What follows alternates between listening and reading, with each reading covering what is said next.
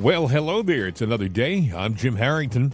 And I am Bill Knight. By the way, I want to say hi to a new listener, a guy by the name of Ty, who's, I guess he's a physical trainer and does some other things. And I think he does I know he does a side hustle as, as a server at a restaurant. And he'll be happy to know that the Senate just passed unanimously the no tax on tips. So that's great for people in the service industry. Excellent. And he's a new listener, which is magnificent. We take them one at a time. They're all important. Thank you for joining us, Ty. The big news that everybody seems to be talking about is, Dan Bongino and Kash Patel came out a couple of days ago in an interview with Maria Bartiromo on her Sunday show. Mm-hmm. And he essentially said, with regard to the Jeffrey Epstein case, don't worry about it. It's a suicide. There's nothing to see here. As a matter of fact, Bill, here's what it sounded like. You said Jeffrey Epstein committed suicide.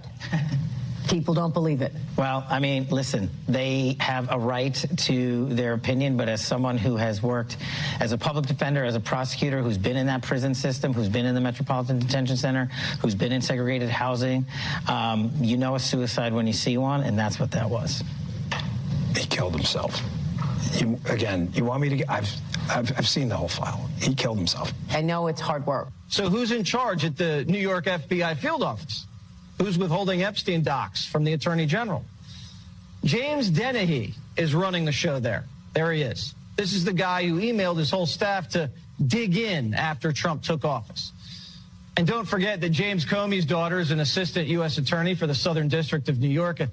She worked on the Epstein and Maxwell cases. She's kind of knee-deep in this. Epstein was facing sex trafficking charges in Lower Manhattan. Where's all that paperwork? The FBI seized computers, recording surveillance videos, banking records, file cabinets, and photographs from all of Epstein's properties in New Mexico, the Virgin Islands, Palm Beach, and in New York. The Justice Department also gave Epstein a sweetheart non-prosecution deal 17 years ago. Where are those files? The Bureau of Prisons. Where are those files? You remember where Epstein killed himself? I asked Bill Barr about that, why everything seemed to go wrong that night.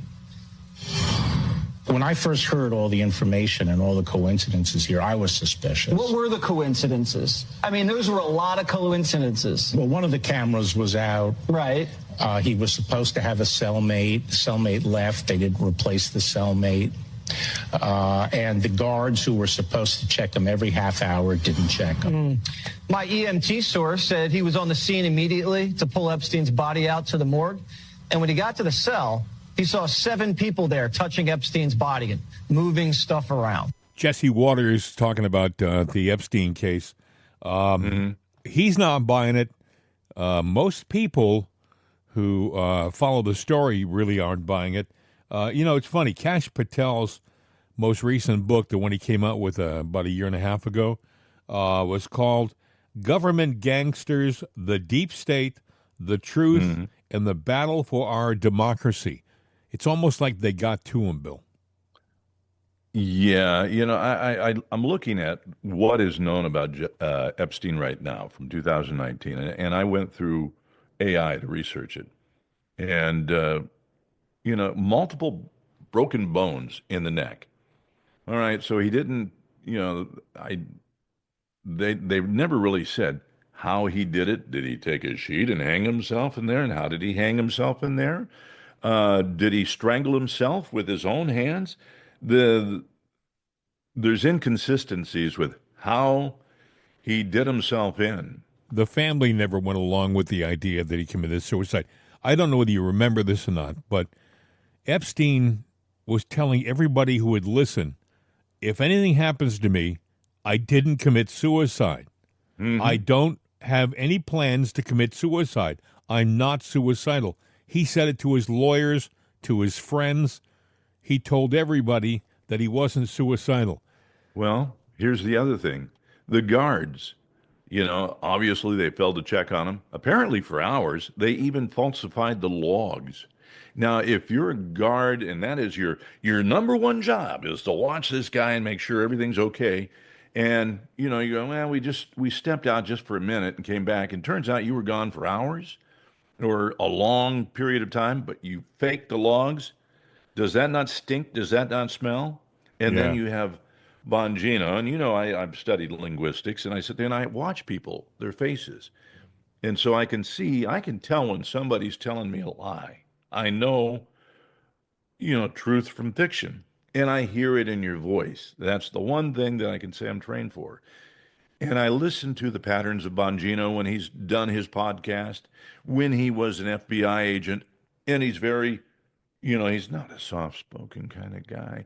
He's very straightforward in things. And there was a lot of, you know, trepidation. Yeah. He was just very soft. And That's true. what he was telling you was a lie. If you listen to his show every day like I did, you heard a guy who was very upfront, very boisterous, very determined about what he felt was true. So you're right. In that clip we just played, it was almost like he was trying to keep it a secret. He was very sure about everything he did on his show. Yep. There was a purpose, there was a point, there was a belief in his testimony. It was as if you're sitting there, no, Your Honor, I didn't do it. You're either going to go, I didn't do it, or no, I didn't do it, I tell you. There's reactions, but there is a certain range that you are in when you're telling the truth or telling a lie. He is ashamed in this audio to me. That's a very good way of describing it. He almost sounds ashamed to be saying what he's saying. Mm-hmm. Like he knows he's going against everybody who believes in him. And by the way, I don't know whether you're aware of this or not, but the national backlash is that he's alienated a lot of his fans. I mean, in one fell swoop, he sat there on television and he essentially did what he said he'd never do on his show. He'd always be straight and honest with us, right? And yet anybody who knows the story and knows what's going on knows that's not the truth. He's going, by the way, basing his opinion on the case file, which was put together by the FBI, the organization that he's had a problem with. You know, if you can fudge, if you're in control of the narrative, is that the truth? No. It could be just good fiction, Bill. Go ahead. Everybody that does, that's a social influencer out there, we pay attention to all the other people in the field, and there are a lot of people in the field in the realm of politics. Now maybe Bongino's not paying attention now. When he was up there, he got there because of his status of what he did and who he was, and then it helped that he got into Fox. But either way, he was there. He had credibility to us. I would just sit there and say, Mr. Bongino, your credibility with that one little, it's gone. I'm embarrassed to say it, really went from 100%, or if it might have been 95, 98% in the top percentile. You just took it and flushed it down the commode. If you've got a 20% or 10% credibility after that, I would say you're doing damn good. And if you came out and told the truth, it might come up, but it's going to take you one simple statement like that will take you a long time to recover from. Do you know who doesn't think that Jeffrey Epstein committed suicide? Who? His family. His family paid for a second opinion from Dr. Michael Baden. Now, Epstein has been dead. This is hard to believe, but he's been dead over 5 years now, a little over 5 years. It seems like it was yesterday, and we're still talking about it in the news, which that should tell you something, too. A loved one can pass away, and you're sorry and you remember them, but you move on. We can't get over the Epstein file because we don't accept the reality we're being presented. We're being told time and time again that they're working on getting the information to us, and we're going to get everything. And we get nothing. We got jack squat. Pam Bondi has disappointed everybody.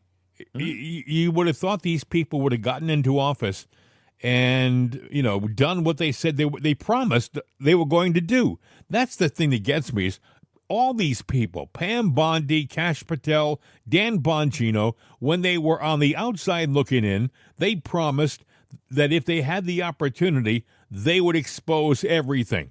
Here's the other thing. They, even with his denial of it being a suicide, they've still exposed nothing. They haven't given us the files to look at. They haven't said what they did to come to the conclusion. They just want us to believe their word and to keep moving on. Michael Baden was on 5 years ago on Fox, just after he had examined the Epstein autopsy, and he came back with his own conclusion. Listen. You say that the answer to whether or not he killed himself could be in his eyes. Explain that. That helps. That is, with hanging, when the loop comes up under the windpipe, under the mandible, there usually is not any kind of hemorrhages in the eye. With homicidal strangulation, because of the increased pressure, there are hemorrhages in the eye. And when you examined the body, there were burst capillaries. There were burst capillaries in the eyes called petechiae, and that's not conclusive, but that's greater evidence of homicide than suicide. When you hang yourself, what about your lower extremities? When you hang yourself, the blood, the lividity, the blood settles down to the lower legs. And you get maroon discoloration in the front and back of the legs. Turns purple. Turns maroonish purple. Okay. Yes, maroonish purple. And this was not present here. What color were they? They were normal color, normal pale color of the skin. People listening to this, they go, see, I told you, somebody went in there and killed him. Well, that's possible. If all you need is one. You don't need a whole lot of people. One bad guy, say that's why they have to deal with the guards. One guard gives him the key, opens up his cell, opens up that cell, and nobody knows it because nobody's making rounds. And how convenient none of that video exists. That's the problem. That is kind of a problem. You're troubled by the fact that the medical examiner said, "Oh, look, it's suicide, over and done." Before. And now the investigation really isn't going anywhere. That's right. The investigation is going for security purposes. The bar has made, but not for cause of death. You see. Why does that trouble you? It's because that it's 5 months now, and we don't even know the position of the bodies when it was found by the guard. So was he hanging up? Was he on the ground? Was there a noose around the neck? So they're not even looking into whether he was murdered. They're just looking into what rules the guards broke? Yeah, what the security of the guards and why the cameras weren't working, and how they have to improve their security measures. Well, what about the fact that the EMTs were called, and what do? Rather than do the chalk outline around him, they carted him off to the hospital, which never happens, and they didn't take any pictures. It shouldn't. The EMTs are not supposed to move a dead body. He was clearly dead when they got there. And we still don't have the results of the EMTs. What forms? How did they find the body? We don't have any information about how the bodies were found, the EMT, or what happened in the hospital when he got to the hospital. That's where he was pronounced dead. When you look at the facts, people looking in, you're a scientist, you wouldn't say it, but a lot of people say, look, he was whacked. I think that's one of the issues that has to be addressed. It was a very convenient death for a lot of people, and a lot of things went wrong that could have permitted a homicide. Well, let's see what they turn up in the investigation. Yes, and you don't sound very optimistic. No, I think this is a poor way to investigate any death case. You can't close it out. Within 5 days, the case was closed out by the medical examiner's office. Well, you will keep us posted. Dr. Michael Baden, thank you very much. Wow. That's Steve Ducey talking with Dr. Michael Baden. The thing that got me is the pooling of the blood. If he hung himself, they would have a purple area in his lower extremities. He didn't have that. There's a lot of explanations for his death, hanging, strangulation, this, that. There was only a couple of guys on the scene. Nope, there were more guys on the scene. Timelines, everything fouled up. And then we talked about Bongino, that, the linguistics of everything. But then while I was listening to everything, I'm going, Now, I would have to look at Kash Patel, his prior services. But the one thing that I know about the FBI, because I have a very good friend of a long time that was with the FBI, and I have some funny stories to tell, interesting ones. But either way, they are it's like being a member of a gang. Once you are in, you have an allegiance, and you don't go outside of that allegiance. So when Bongino got into that position, now all of a sudden, even though he said, I'm going to get to the bottom of this, and he got in, you, Mr. Bongino, have sworn that you will protect the Bureau. And that means you're going to go with the narrative. Well, do you remember what Kash Patel said? He said it to anybody who would listen just before he was nominated. He said that if he ever got nominated for the position of FBI director, the first thing he would do is he would go to Washington and get rid of that headquarters. He'd move all of the agents out into the fields so that they would be policemen again. That's almost a quote. So why didn't he? Because he took that oath you were just talking about. Mm-hmm. And he became That's part what of I'm saying. maybe he became part of that club, that clique, that gang. Once you're in there, no matter how you get in there, you've got to shut up. And because, look, there are people that have, for whatever reason in life, you might know of people that have gotten into some bad organizations.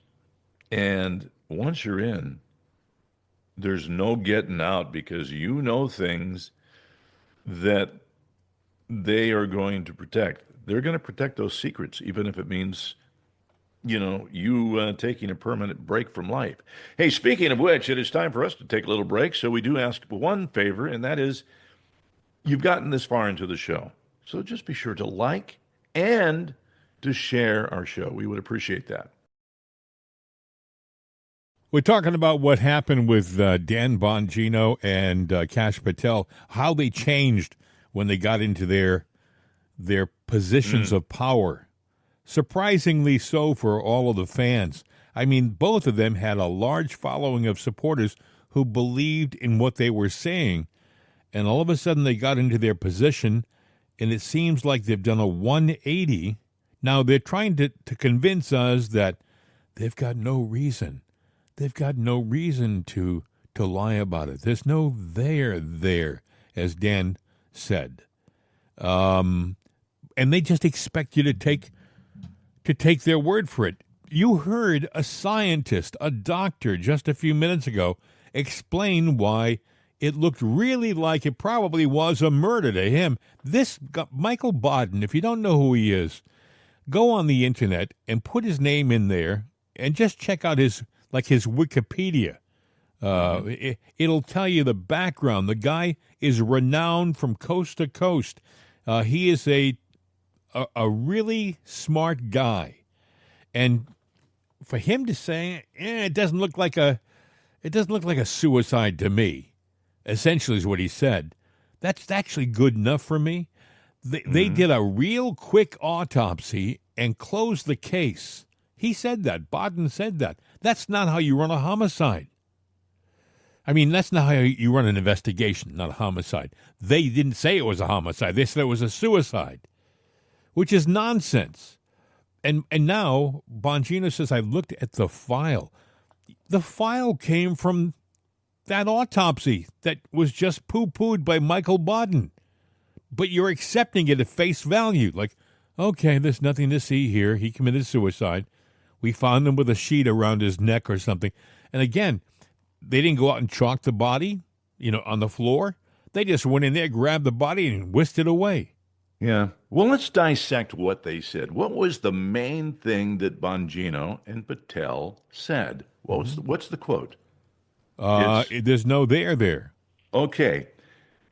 The phrase, there's no there. What does it mean? What does it really mean?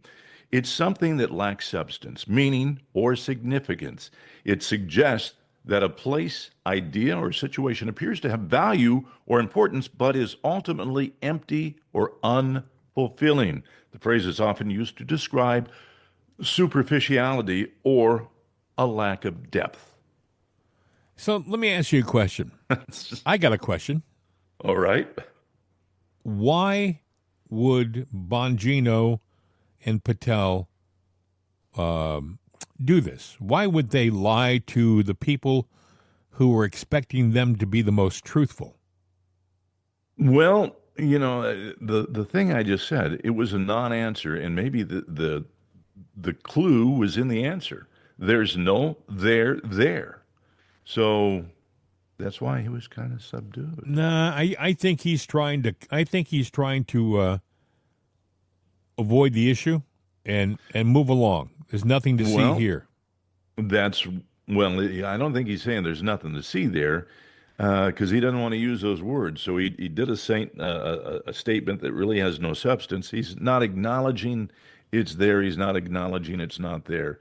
There's no there. So we got. What you're saying is he's saying there's no there in the documents they have. There's no there in the information. I would go along with what you're saying, except that he went on to essentially say, well, the case is closed. He committed suicide is what he said. He committed suicide. I think the agencies that are in charge, or the people that are in charge, the higher-ups, and I'm not talking about Trump or the administration, but I'm talking about the government. We change administrations every 4 years, but the government goes on no matter who's in power. And that is what said, this case is closed. Yes, you have a position, but listen to me.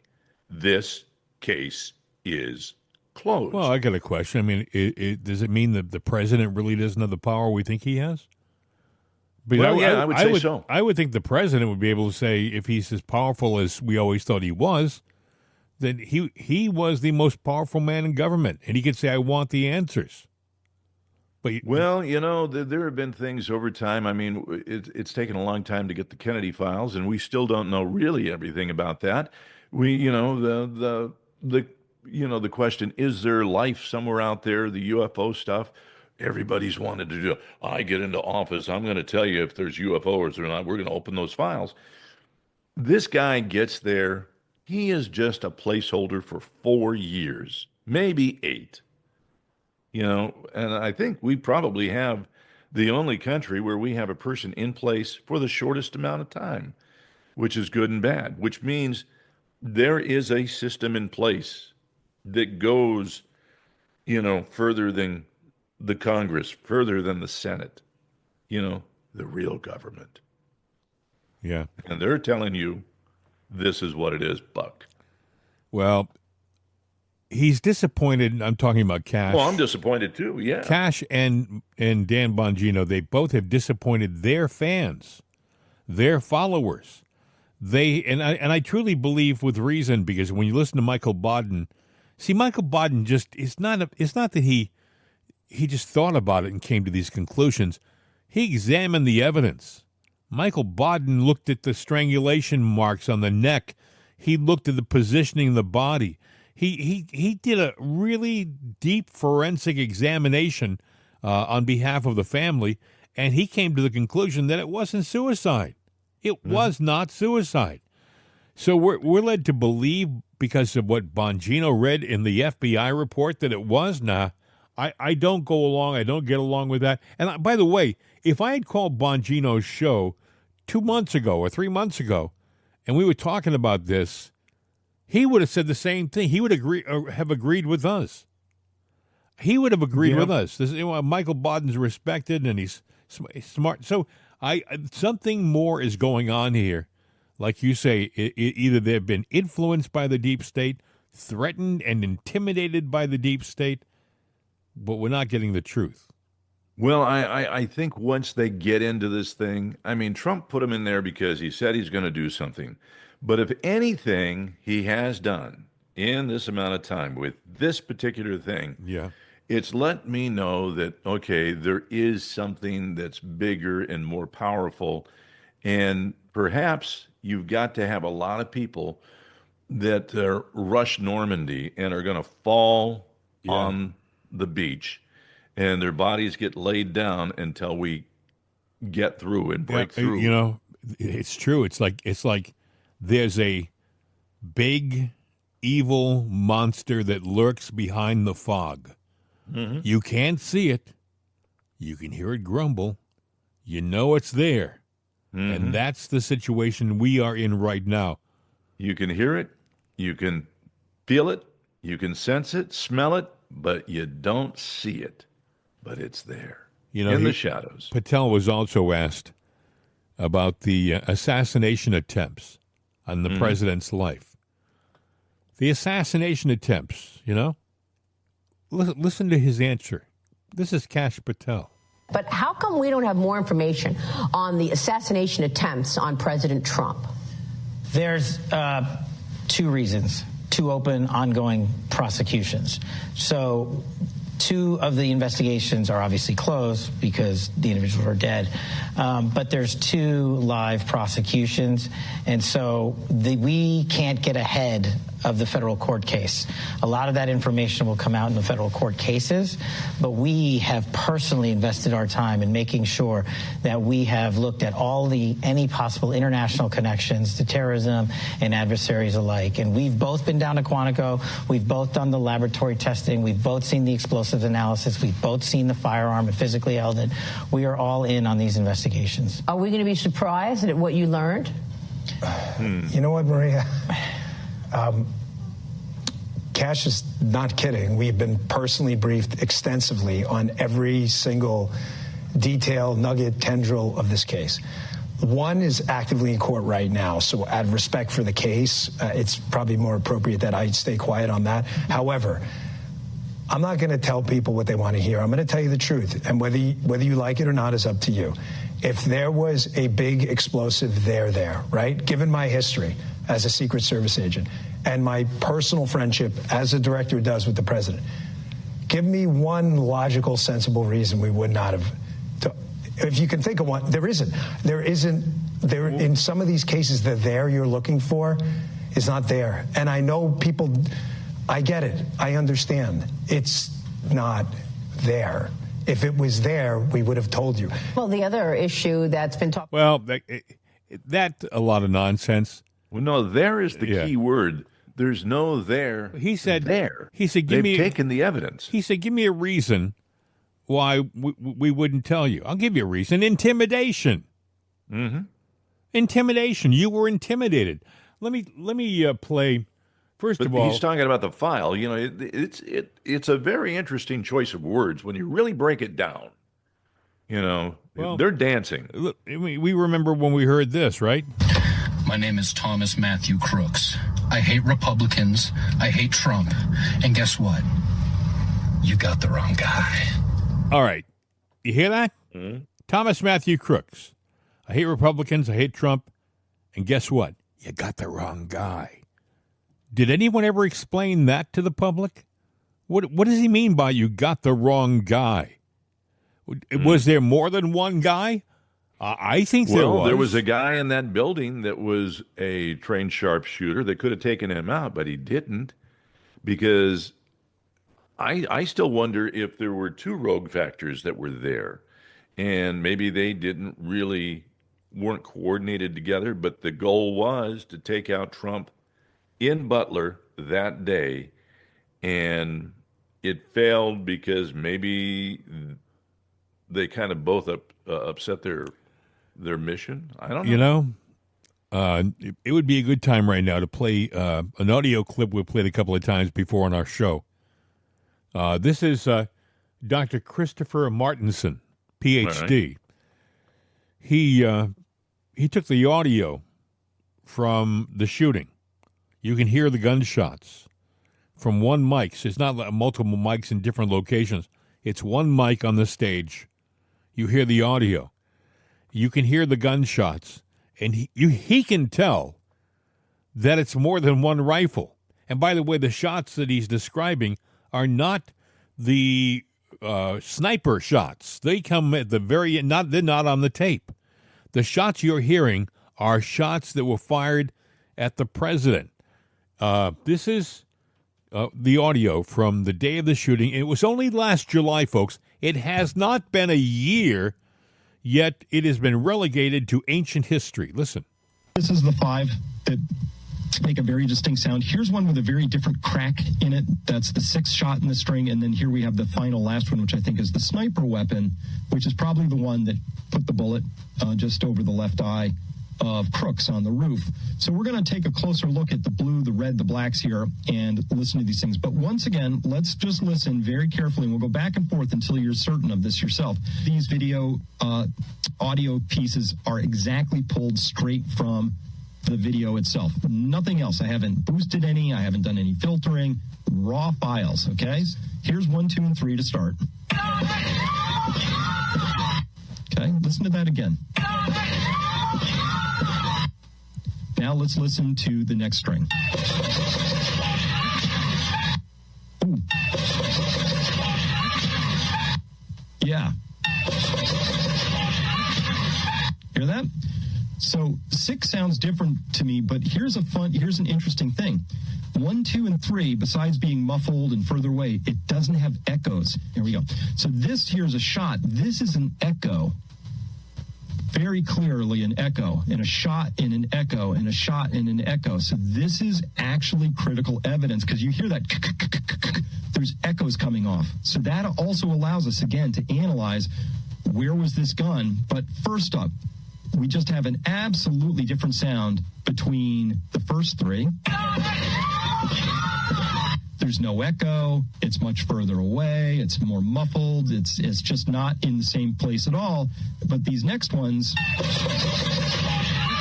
very different sound. Totally different weapons. Okay, full stop. We have 2 separate weapons.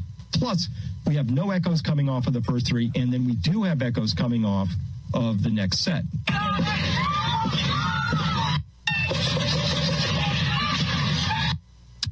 And that last one, that's different. That's not the sniper shot.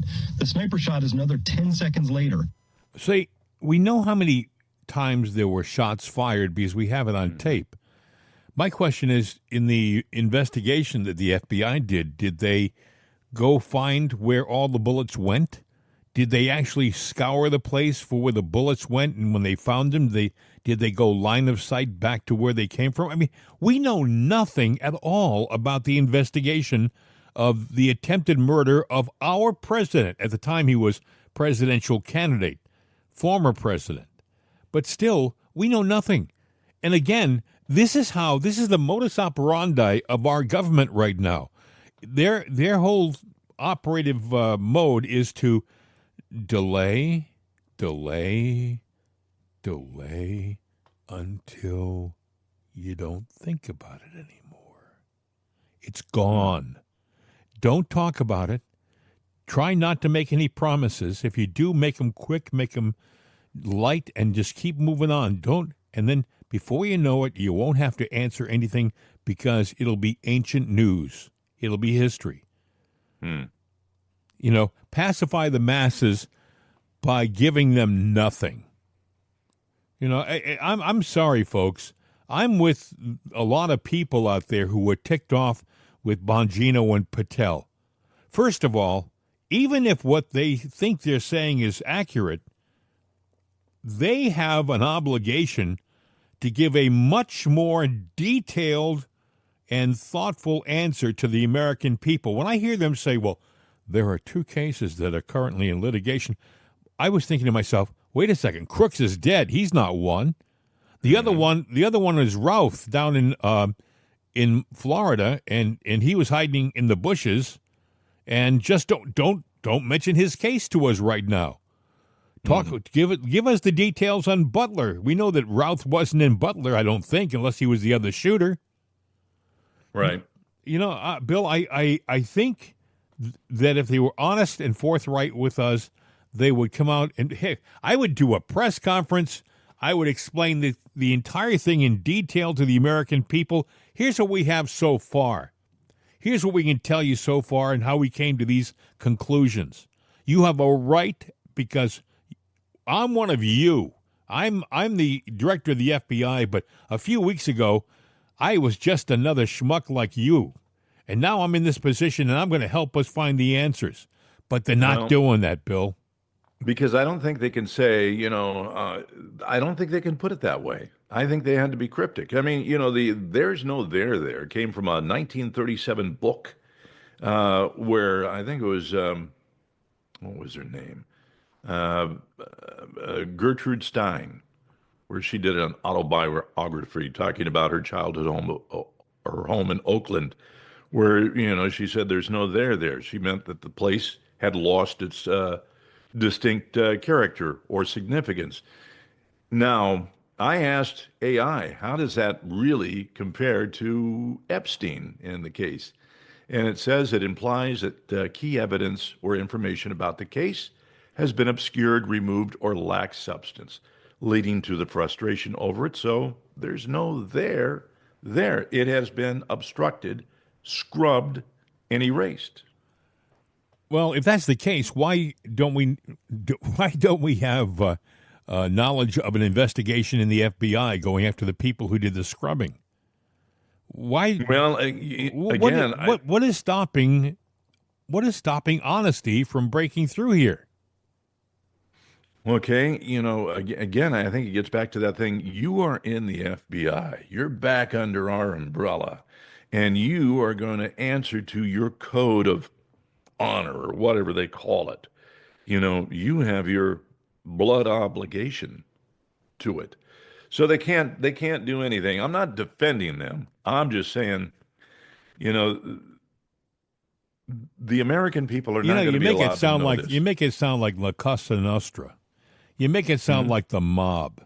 Hey, you took a blood oath. Okay, well, you want to go to the mob. How many times have, things that aren't so or shouldn't be so has happened with the government?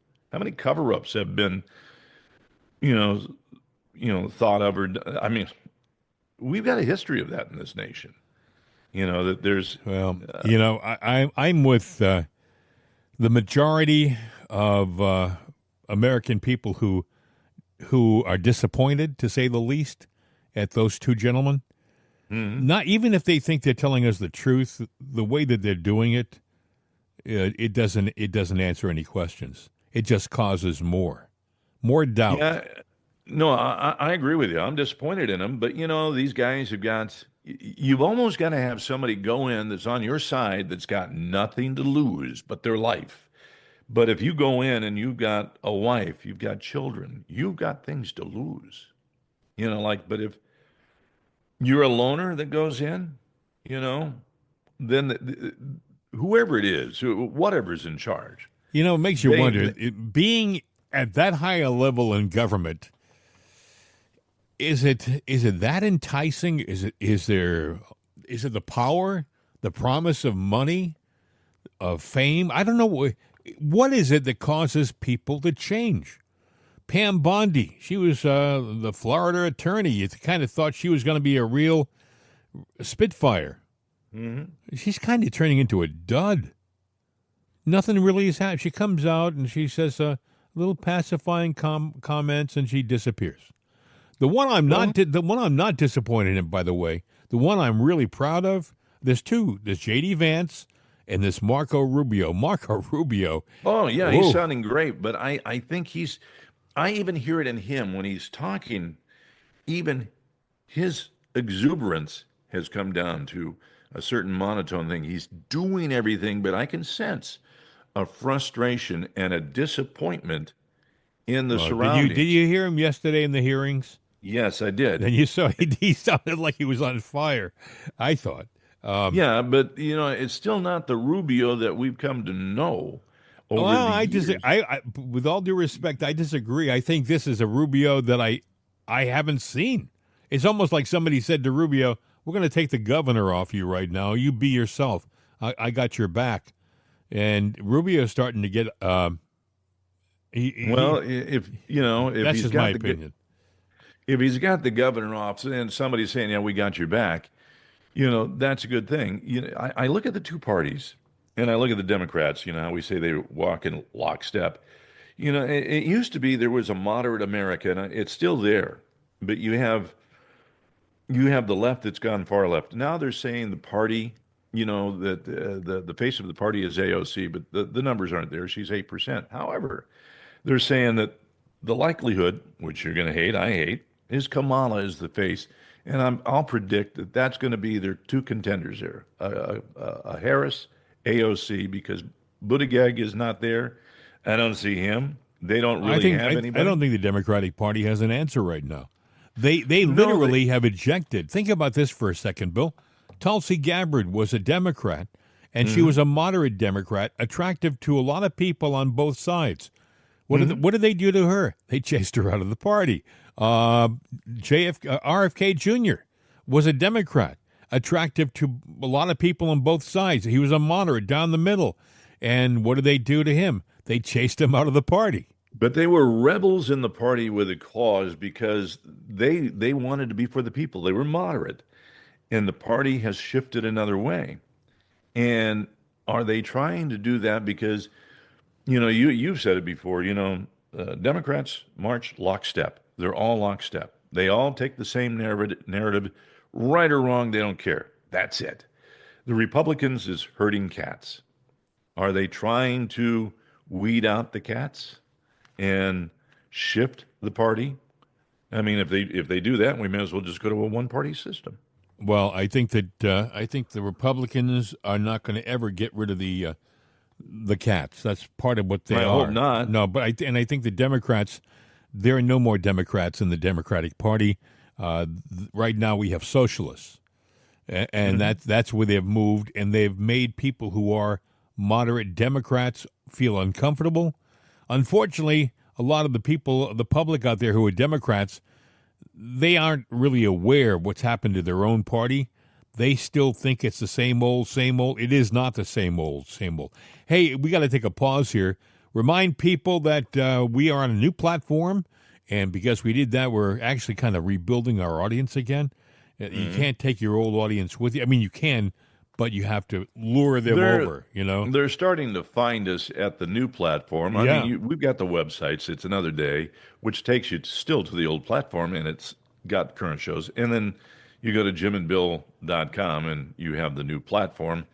They will merge together slowly, and we'll be one again. So if you would do us a favor, we'd appreciate it. Like and share our show.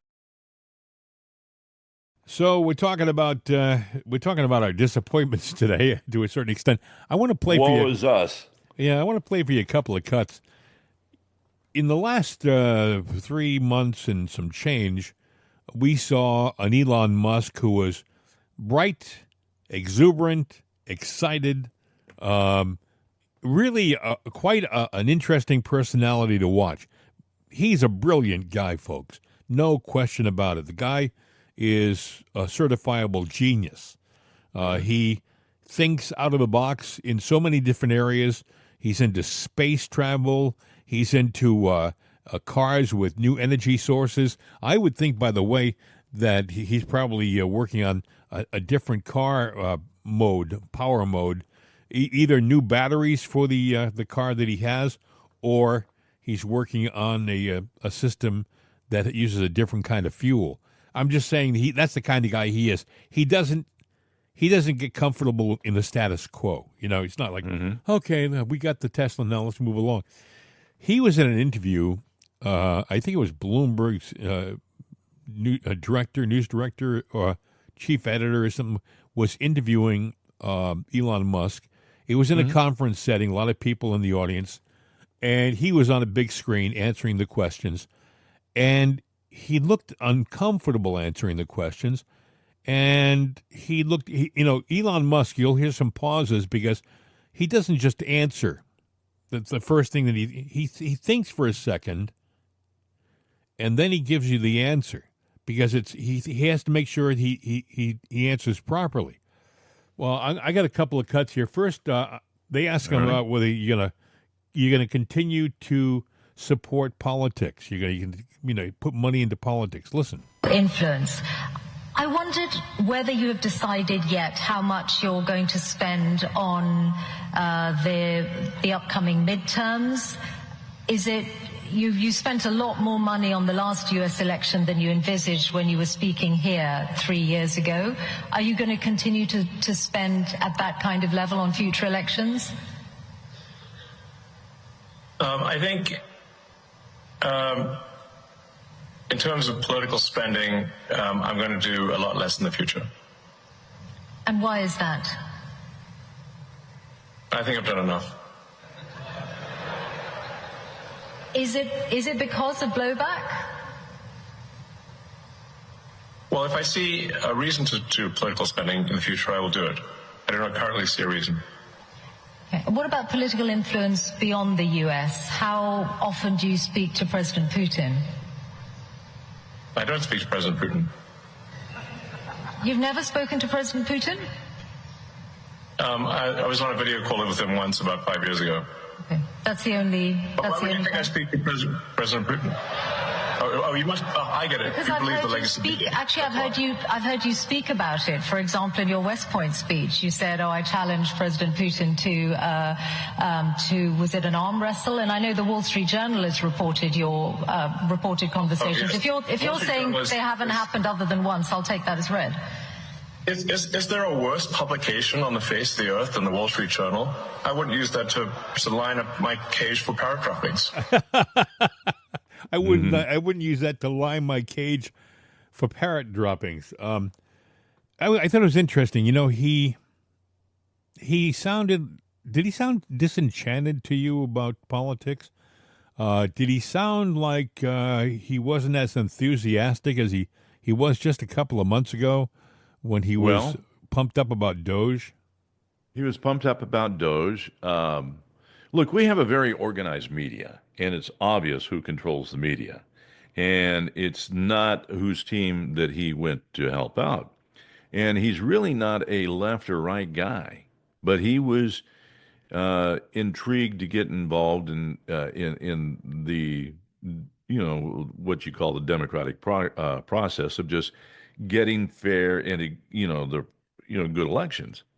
I think he's found that the system might be, it could be beyond repair. I don't know. But he's disenchanted with it. It's well, you know, he spent probably $1 billion in political donations. So I think he probably has put enough money into politics. Mm-hmm. And, you know, I don't think Trump would want him to just keep spending. If Trump is truly a friend, and I think they are friends, I think that he might have even encouraged Elon to get back to his business before he loses it. Well, Elon's got something, and I think they talked in that interview about SpaceX too, because somebody wanted to know if he's going to start using it as a weapon to carry missiles and they get into the military complex. And you know, he paused on that, but he said that that's not what they're about. Well, I got some more of the interview. In that he talks about not only that, but he mentions, like, I didn't realize he gets a pay package. And people were saying, well, why do you get a pay package? And it isn't for the money. It's so that he can't be removed. I guess it's more of a technicality than to put food on the table, if you know what I mean. I guess he also has a financial benefit from the companies on a weekly basis. Why shouldn't he get paid, I guess is the question. But anyway, he at one point he talks about the damage that some evil people have done to his own property, and he says at one point, we're coming for you. And when he says it, I want you to, when you hear him say it, I know you can't see it, I want you to, he leans into the camera and he points his finger right at the lens, like, we're coming for you, meaning we're coming to get you, like that. And it was effective. You'll hear the crowd even kind of laughs when he does it, because it looks like a scene from a movie. But when he says it, you know he means it. Listen. I think the value of that pay package stands at about $100 billion. Are you saying you are relaxed about the value of your future pay package? Your decision to be committed to Tesla for the next 5 years, as long as you are still with us on this planet, is completely independent of pay? Whoa. No. It's not independent. So pay is a relevant factor then to your commitment to Tesla. A sufficient voting control such that I cannot be ousted by activist investors is what matters to me. And I've said this publicly many times. But let's not have this whole thing be a discussion of my alleged pay. It's not a money thing. It's a reasonable control thing over the future of the company, especially if we're building millions, potentially billions of humanoid robots. I can't be sitting there and one day get tossed out by, for political reasons, by activists. That would be unacceptable. That's all that matters. Now let's move on. Okay. Well, just one question. Let's move on. Well, one question before we move on to other companies, which is that I wonder if some of what has happened to Tesla in the last few months, did you take it personally? Yes. And did it make you regret any of, or think twice about your political endeavors?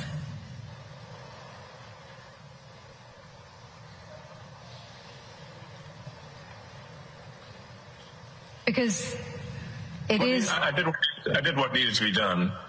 The violent antibody reaction, and I'm not someone who's ever committed violence, and yet massive violence was committed against my companies. Massive violence was threatened against me. Who are these people? Why would they do that? How wrong can they be? They're on the wrong side of history. And that's an evil thing to do. To go and damage some poor innocent person's car? To threaten to kill me? What's wrong with these people? I've not harmed anyone. So, something needs to be done about them. And a number of them are going to prison. And they deserve it. And more will. You're referring to the attacks on Tesla showrooms. But I think... Yeah. Firing bullets into showrooms and burning down cars is unacceptable. Yeah. Those people will go to prison, and the people that funded them and organized them will also go to prison. Don't worry. But wouldn't you? We're coming for you. Wouldn't you?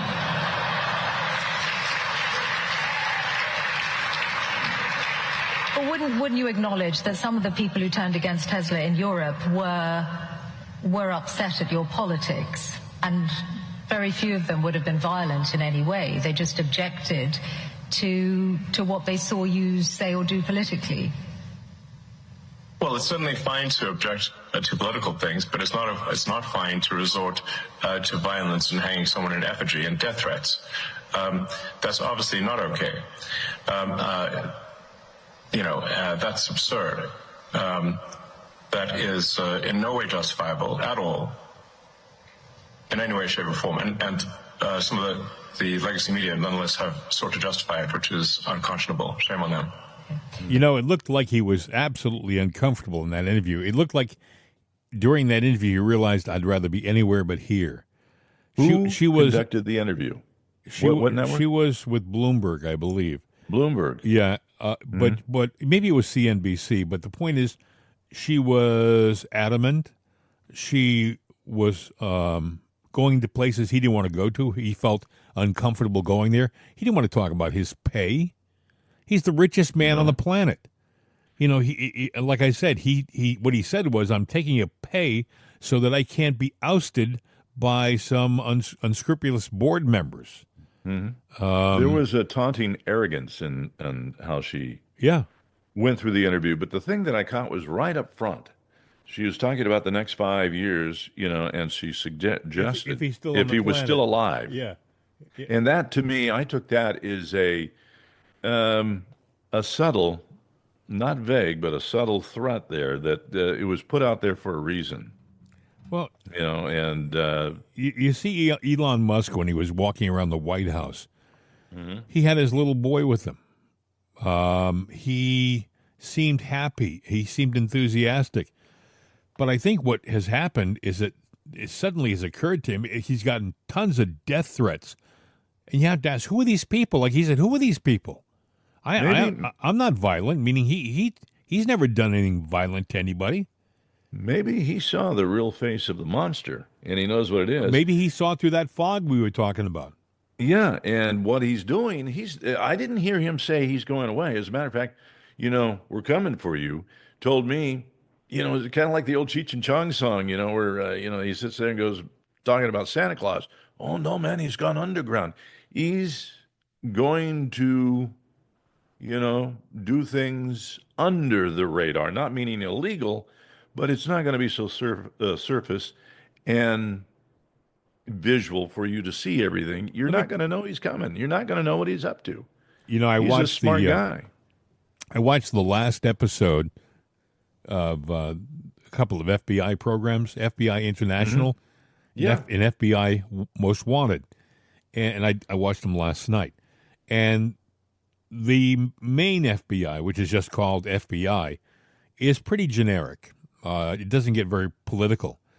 International, it's an intriguing program, but their Most Wanted show, for some reason, Dick Wolf has decided, and he's obviously liberal, that he has to have messages. He has to insert some kind of a political theme in a lot of his scripts for that program. Well, of course. The last one, yesterday's program, was about BOGO. BOGO. Now, they couldn't say Doge, right? They couldn't write DOGE, obviously. So they created some fictitious governmental accounting for organization called BOGO. And they never really explained what the BOGO stood for. I'm sure the writers had it in their head. They thought it was very clever. But it was propaganda. It was their way of subtly sticking it to Doge. They made it sound like Doge was the villain. And I thought, even the villain in this episode, the two key murderous guys were BOGO members. Doge employees, essentially, is what they're saying. This is the kind of subtle stuff that permeates much of mainstream media. It's not always the upfront in your face lies that get you. It's the cultural slow spin that they insert in their dialogues, in their scripts, and things like that. That's why I guess I kind of like stuff like Mobland and some of the stuff on the streaming channels, because you have to pay for that stuff. And I think when you go to those channels, those producers realize, well, these guys are actually putting some money into their TV watching. We don't want to lose them, so let's just stay to the entertainment. Let's stick to the basic entertainment. Let's not try to be terribly political. So anyway, I just thought I'd insert that. I think Doge is doing a great job. They found $1 trillion worth of government waste. They continue, by the way. Just because Elon Musk has stepped away from Doge doesn't mean that Doge has stopped. On the contrary, they continue moving along. There's another guy who's taken the point position, and he's making sure the stuff gets examined, and they find the waste. I just saw did you see where Rick Grinnell? Listen to this. Rick Grinnell, he runs the Kennedy Center now, and he found that in the Kennedy Center, there was $26 million worth of fraud and waste. Yeah. No receipts, no nothing there, no receipts, and well, maybe you got the receipts, but you don't have the deposits, to back up the claim that you got the money. Amazing. Yeah, they are wasting our money at every opportunity. Yeah, and you may say, well, it's the government. No. What is that old expression? A penny here, a penny there, and before you know it, you have real money. That's what's happening with our government. A little bit here they steal, a little bit there they steal. Everybody in Washington drives around in a nice new car. Car dealerships in D.C., doing a good business because everybody's got money. And maybe we were talking about Kash and Dan Bongino. Maybe there are other reasons why they've made a move to the other side. I was a regular listener of Dan Bongino's. I like Kash Patel, and I'm hoping that I'm wrong. But based upon what I'm hearing and what I know of those cases and with the evidence that I've been able to examine, like Michael Baden's evidence. Someone's not telling us the truth, folks. Yeah.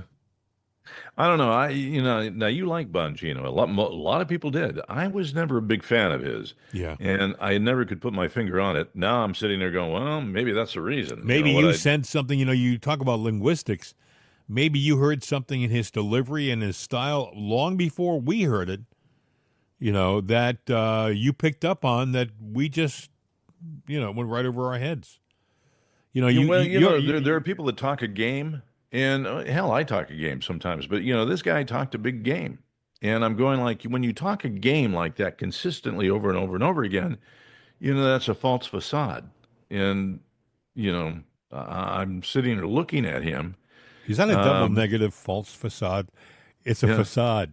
Yeah. A false facade would be. Yeah. You just got. You made my eyes cross with that one. But he's But I know what you mean. That is a facade. It is a facade, but I'm sitting there going, now somebody might sit there and go, well, Trump and everything. But see, the difference between Bongino and a Trump, all right, the left will have you believe that he says all these things and does nothing, but in the reality, the economy is better, things are working, and so, the tariffs are working. We know all of that. And there's even pieces out there saying, well, it looks like maybe Trump's antics by accident will actually be good for the people. I'm like going, wait a minute, by accident? They were by design. Now, Bongino, going with the facade thing, that, he's sitting there, he talks his big game, but he really had nothing to prove for himself about everything. Now the proof is there. When I hear all this stuff, I think Trump really's got to be careful. He really has got to be careful because when people that I thought we could trust and look to get us real answers, when you start seeing them go weak in the knees, when you start to see them appear to fold, you have to wonder, how safe is our president? How safe is the man that we're counting on for the next 3.5 years? First term, when he was in the first time, he didn't know the lay of the land. He thought he could walk in there and he knew the lay of the land. He picked Pence because he was told he's a good guy. He picked a lot of people he was told they're good guys, and they all stuck him in the back. Now he thinks he knows the lay of the land, and he's put in people. And maybe they're not the good guys. Maybe they're not all what they appear to be. You know what? It's time for us, because I can sit there and see by Mr. Producer over there, it's time to take a break. So we will take a pause for the cause and ask you to like and share. We've had an interesting program. We've talked about disappointments, and we've had a lot of them. We're not alone, folks. And I guess the reason why we decided to go in this direction today was we wanted our listeners to understand that if you are walking around perplexed at what's going on with people we thought we all could count on, you're not alone. As a matter of fact, from what I've been able to ascertain, it would appear that the majority of Trump supporters are disappointed in Bongino, Patel, and Bondi. Maybe not on the long run. Maybe everybody I hear talk says, what a disappointment, but maybe they have a reason, so we'll give them a little more time. It's not like they've run out of road. They have time, and maybe if there's a reason why they're doing what they're doing, and it's clear in the long run, all will be forgiven. But right now, as it stands right now, everybody's looking aghast at what these people are saying and doing. They seem to have flipped to the dark side. That's what it appears. And a lot of good people out here, like you and me, average Joes, just sitting out here watching everything from the sideline. It's almost like you put in your star quarterback, the guy who you know is going to save the game because he's done it so many times before. You put him in, and he fumbles, and he loses the ball, and he just stinks. That's kind of like how I feel right now. That game that we were all supposed to be winning, that we felt for years, if we ever get back into office and get our people in there, things are going to change. It ain't happening. Sometimes, you have a team of players and you go, okay, this is the guy for that job over there. He's going to do great, and he doesn't do great. So you got to take him out and put another player in there. You take this guy and rotate him around. Trump has already had to do that, rotate people into different positions. So that could be the thing, too, is that, both these clowns walked in and they're compromised to a degree. But, how long does Trump wait this time around? Does Trump give them a year or two he hasn't got a lot of time to dilly-dally, as they would say. Yeah. We both came from radio, and one of the things I used to sit there and I used to question a lot of times, because I was a guy that came in and said, you got a plan, you got to follow that plan, and I would do it to the end, although I kind of bent a little bit. But there's a thing called stirring the pot. You stir that pot until the recipe comes together.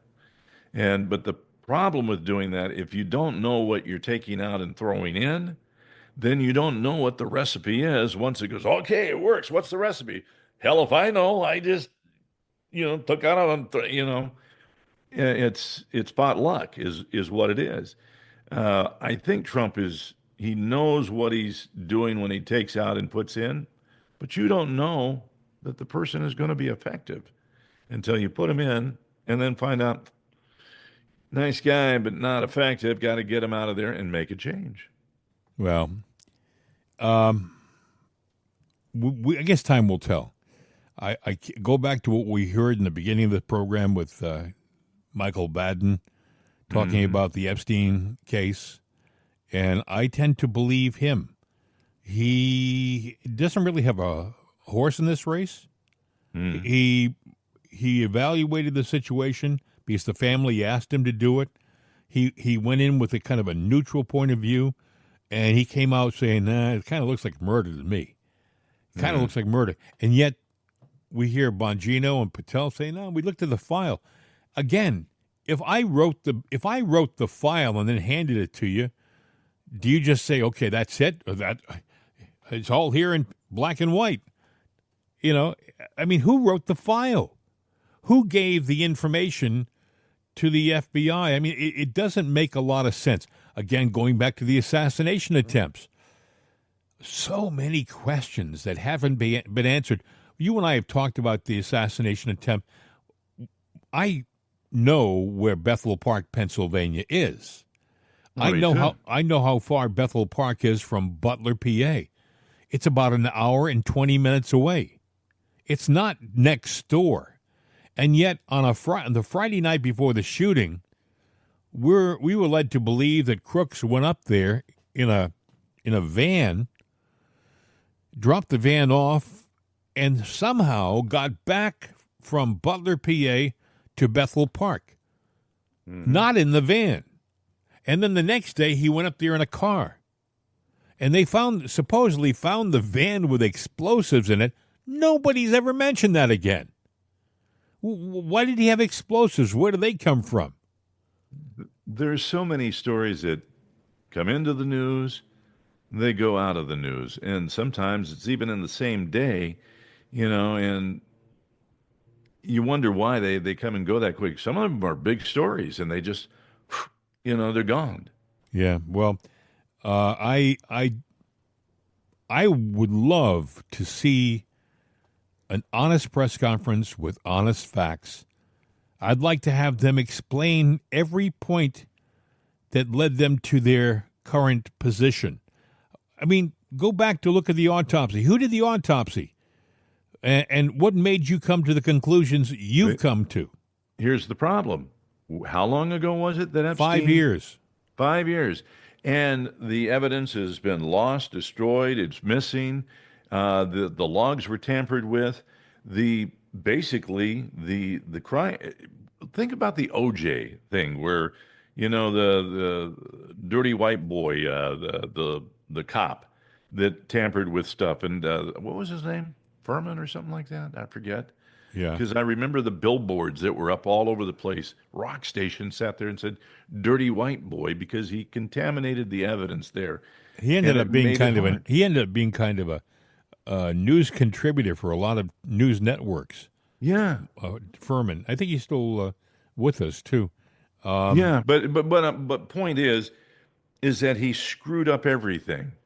So, and I'm not going to go in and retry that thing, but I remember. But I'm sitting there going, everything with Epstein was wiped out, contaminated, corrupted right off the bat. Look at the Kennedy assassination. Yeah, they lost his brain. What? Yeah, they lost the president's brain. They did an autopsy. They took the brain out, put it in a glass jar, and it disappeared. So right now, when you go to the Kennedy grave and the president's body is there, it's brainless. Now, some people say that Bobby Kennedy was Attorney General, had the brain put back in. He took it and had it put back in with the body. I don't know.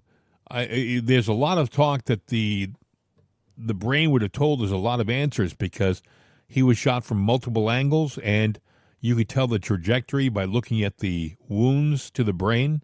But with that gone, I don't think Bobby Kennedy did that. I think that the brain was taken so that you couldn't do the autopsy. Right. Then we could never get to the bottom of it. So, in regards to John F. Kennedy, there's no there.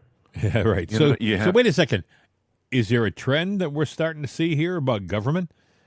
Well, I can go back to Abraham Lincoln. You're saying, what about Abraham Lincoln?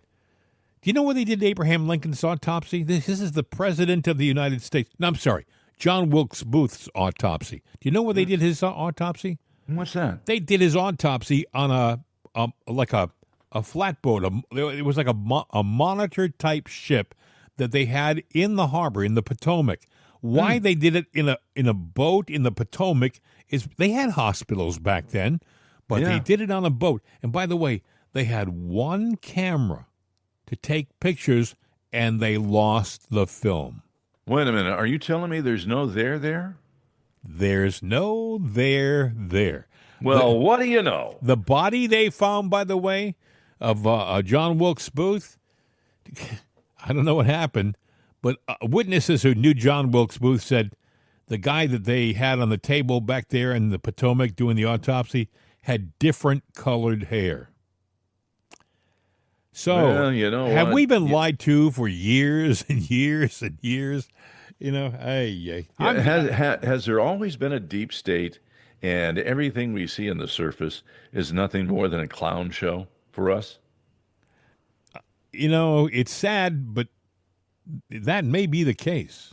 It may like what they used to say in the... I mean, did we fight, for example, the Civil War for the real reasons we fought it for? Or was it some kind of a tool that was being implemented by the deep state? Well, you know what? The party that is for, equity and everything, the Democrats, they were the party of slavery. Right. And they were the Confederates. They were the Confederates. So, history does not always tell the truth. And then you got people that want to change history some more because they want to cover up certain facts. As they used to say in the Beverly Hillbillies, well, gol darn, who would have thought?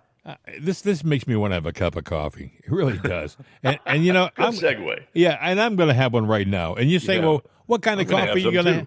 I'm going to have Jim and Bill's Right Side Coffee. It's a delicious medium blend roast. You can find it in our gift shop at rightsideshop.com. Rightsideshop.com. Got to go there. You'll see some other stuff there, cups, glasses, hats, T-shirts, but you'll find Jim and Bill's Right Side Coffee, regular and decaf, right there. It's a delicious cup of coffee. You'll love it. We are the only coffee that has gone international with our singing group. We brought in an internationally renowned group of singers to do our jingle. It's all they do, folks. The rest of the day, they sit around, they play cards, and smoke that wacky weed over in the corner. I think it's wacky weed. Yeah, boy, it drifts over here sometimes. Oh, gosh. Wow. Whoa. Anyway, but they're here. And guys, if you would. Wake up. up on the right side with Right Side Coffee. Ah, yes, Right Side Coffee. You got to try it. It's delicious. And give it to a liberal friend. It'll change their point of view. So to speak. Anyway, Bill, you see where a magistrate judge yesterday did not immediately grant the Department of Justice's motion to dismiss the criminal charge, trespass charge against Newark Mayor Ras Baraka. Understand this, okay? They took the case in front of a magistrate judge, and they were considering filing charges against him for trespass. This is the Department of Justice. Then yesterday, I guess they decided Elena Haba and her group, we're not gonna file charges. We're gonna let it go. It's too divisive. So they went back to the same magistrate judge and said, "Hey, Your Honor, we're dropping the charges." And the judge said, "Not so fast." You can't make this stuff up. You know, I mean, the people who were filing the charges against the Democratic mayor, right, dropped the charges, but the judge says, "Nah, I don't know. We'll talk to you tomorrow." So they're going to have a hearing today to decide whether or not the matter goes forth. You know, whether they continue with this case. I guess the judge can continue, even if the Department of Justice drops the charges. Amazing stuff. I mean, do you think there's lawfare out there? Do you think that the judges have gone a little wacky? You know, this judge apparently figures, hey, listen, this is my 15 minutes of fame. I'm not letting it slip by. You're not dropping any charges here. I want the cameras in my courtroom. Look, the way I see it, judges out there, they think that they think they're the end all. As a matter of fact, they're doing more legislative stuff than our politicians. Yeah, you know, they're getting more stuff done, whether for right or wrong, right? Yeah, I mean, it's sad. You know, there was an observation I told you yesterday because I was voting in Luzerne County, and somebody's probably going, wait, you're in Massachusetts today. Well, I'm everywhere. You know, sometimes I'm down in Jersey. You can't keep a good man down. You really can't. No. I get around all over the place. So, you know, I'm everywhere. Sort of like that Beach Boys song. Yeah. I get around. Yes. Yeah, but one of the observations, you know, Luzerne County is a county that at one time in history was a big Democratic county. Now it's a Republican stronghold. You know, you go by how much? Well, Democrats in that county, just so you know, used to have like a 50 to 75,000 lead. That was how big it was of a Democratic stronghold. That flipped over the years to where now it's a Republican stronghold, and it's about an 8,000 lead, but it's growing all the time. But here's the caveat to this. With what's going on in the news now since the last election, which was record numbers, because I know the lady that is the head of elections there. What's going on is discontent with the voters, Republican and Democrats. Well, it's interesting you should say that, because what I was just going to say, Bill, was that I don't think that they're going to lose members of their parties. No. But I do think, and I hope people in Washington who listen to our show, and by the way, folks, you know, we know that there's a group of people in D.C. who monitor our show. Hopefully they're in the White House.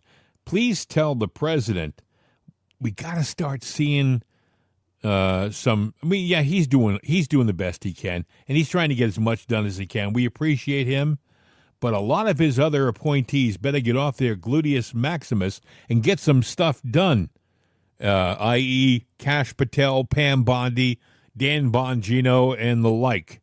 We want to see stuff done. When I hear, by the way, Sean Duffy say it's going to take 3 or 4 years to fix our air system, I like Sean Duffy. I like him. I think he's a good guy.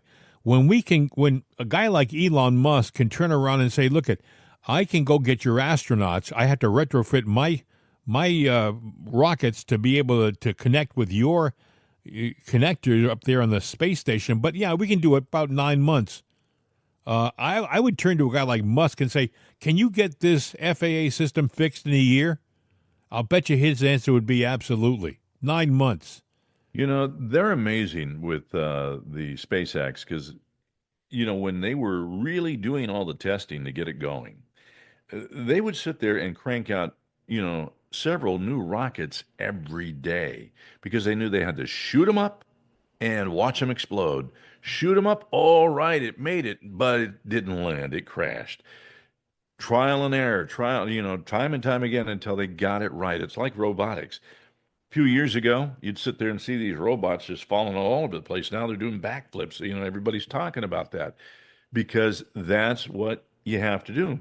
And I didn't realize it, but SpaceX, I thought, yeah, he's doing pretty good. But we always think about the government and NASA.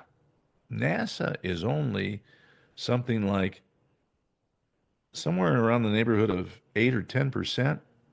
And then there's China around 5%, or maybe a little less than that. But either way, all totaled, SpaceX has 90% of the rockets and the business. And, according to Elon Musk, he goes, the only other contender that's really out there that's good is China. Wow. And they're down there in the single digits. And then it's SpaceX. You look at Boeing with what they did and how they screwed the situation up. They had an opportunity, Bill, to be a competitor. Now nobody trusts their equipment. I would never, I question flying anymore. Oh, it's a Boeing. But you know what? We know now they can't even build it. But even the stuff that they built that has been good over the years, although there have been failures, at least the maintenance was good. Now the maintenance is not even good. What the hell's going on? Well, I mean, I would think twice if somebody said, "Hey, look you can take the 9 o'clock flight. It's an older plane, but you'll get there about the same time, or you can get the 8 o'clock flight on a brand new Boeing. If we just got it off the line, you'll love it. The red eye. I'll take the older one. Thank you very much. Yes, the more reliable one. Anyway, we have talked and talked and talked, and I think we've just about done it for today. A lot of things I'm sure we'll be talking about tomorrow because in 24 hours, so much changes. Bill. It'll be another day. Yeah, I got nothing else to say, so if you want to take us out of here, it would be appreciated. Hey, look, I'm with you. I got nothing, too, so all I will do is just hasta la vista, baby. We're out of here.